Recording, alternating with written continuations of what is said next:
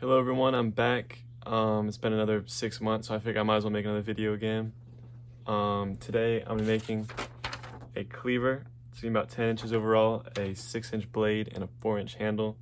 I'm gonna be making it with this 52-100 steel. It's not quite wide enough, so I am gonna have to do a little bit of forging, which I'm not looking forward to. It's pretty hot outside right now, but I have to. So let's get started. Alright, so you always got to remember the number 1 rule of making something is to make it look good, but the number 2 rule is to be safe while doing it. Okay, now I'm ready to do potentially life-threatening activities. I'm going to make this video a little more voiceover heavy because I feel like in the past my videos have been too long, and I want them to be easy to watch. So my steel billet that I was using didn't have quite the thickness that I wanted. So in these first few forging videos, I'm hammering mostly along the cutting edge, and you can imagine, if you hit the cutting edge, it's going to kind of spread out a little bit, and it's going to cause the backside to curve. So I was fighting that a good bit along the way. So between hitting the cutting edge and then flipping it over and kind of trying to straighten it out, I had some work cut out for me.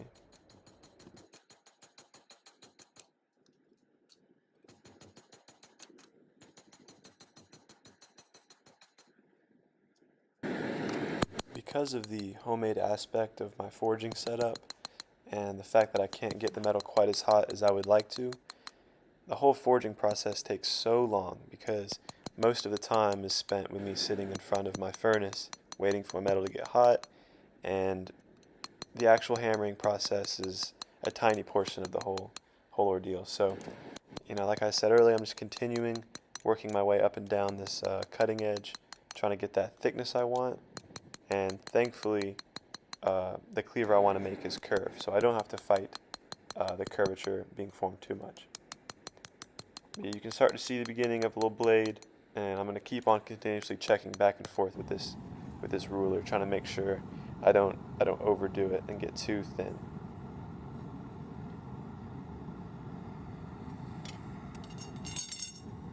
Alright, so it's far from done, obviously, but it's about as much as I really wanted to do. I've got my width now, and I'm going to stop from here because it's way too hot. So I'm just going to throw it in this vise to make sure it doesn't warp while it cools down, and then we're going to move on to the next step.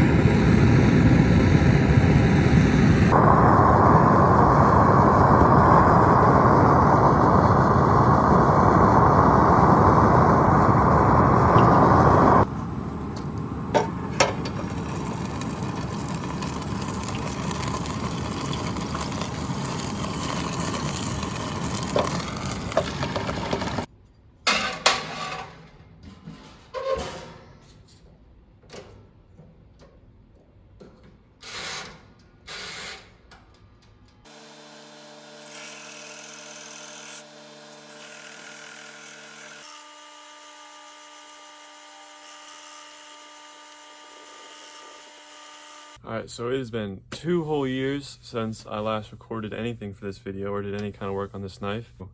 This is what we're looking like right now. Still pretty rough, but we're starting to get a nice knife shape going there.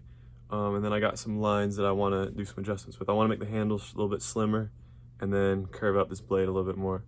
But without any further ado, let's get right into it and finish this thing. I've got my little sketch here, thinking this is probably what I'm going to go with, but it's subject to change. I'm going with kind of the same pattern up here, just kind of continue this little theme I got.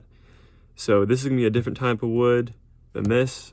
Maybe gonna go for like a dark wood and then like a lighter wood down here. Okay. So what are we doing here? We're cutting. No, wait. No, wait. What do you? Um, wait. Okay, so you're cutting. Okay. Yes. Are you cutting the table? Oh. So this is my knife right now. I've sanded out most of the imperfections. I think it's about good enough to keep going with the process. And I've got my handle scales mostly done, just shaped out, and I haven't done too much with them yet. I want to leave that until after I glue them, but I did kind of just grind in these cool bevels on the ends.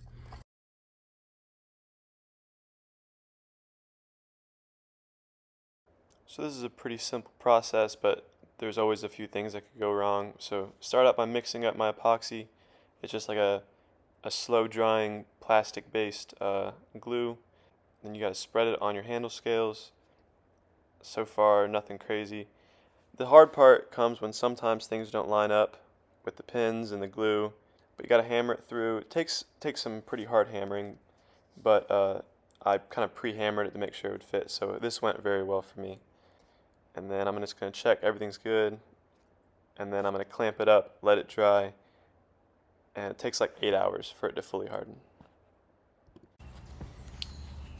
Okay, so my scales are all dry now, and now I'm going to grind them down to the actual handle.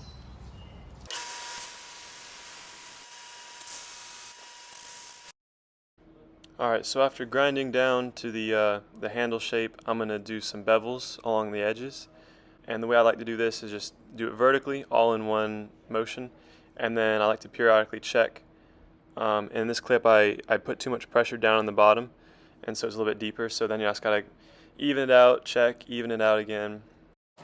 Okay, so I got my bevels ground on the back, and I think what I'm gonna do is just curve the front. I think it'd be more comfortable, and also grinding a bevel on a curved plane is really difficult. So I think we're gonna see how this goes. I use a glove in my vise to protect my knife from getting scratched.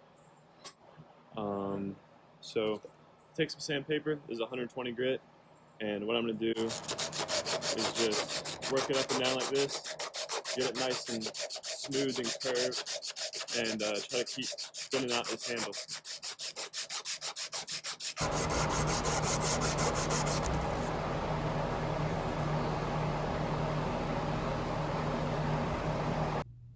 So after hours of hand sanding and 3 stitches, this knife is pretty much complete. Yeah, did a lot of sanding on the handle, just getting it very smooth and shiny. Same thing with the blade. There are still a few things, but you can't fix everything, unfortunately. And yeah, I cut my finger on the blade while sanding. It's like the most safe thing I do, and it's how I got hurt. So yeah, now it's just time to sharpen it. I'm starting out with 1,000 grit wet sand, and I'm going to work my way up. But this is a pretty tricky process to do it this way, but I find it enjoyable. But yeah, it's going to take a long time. So let's get started.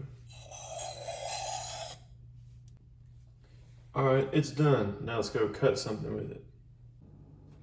All right, first let's do a little paper cut test.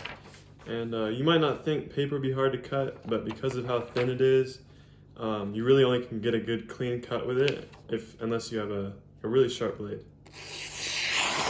And this is honestly probably the sharpest knife I've ever made. Super clean cuts. Yeah. It just like shaves it. It's honestly probably razor sharp. All right, now let's cut this cucumber. Let's see how this goes.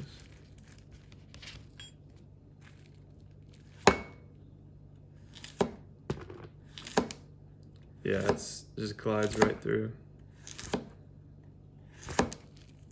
Well, all right, here it is, all completed, finally. Thank you for watching till the end. I've had a lot of fun making this. successes and the struggles of it, and the entries.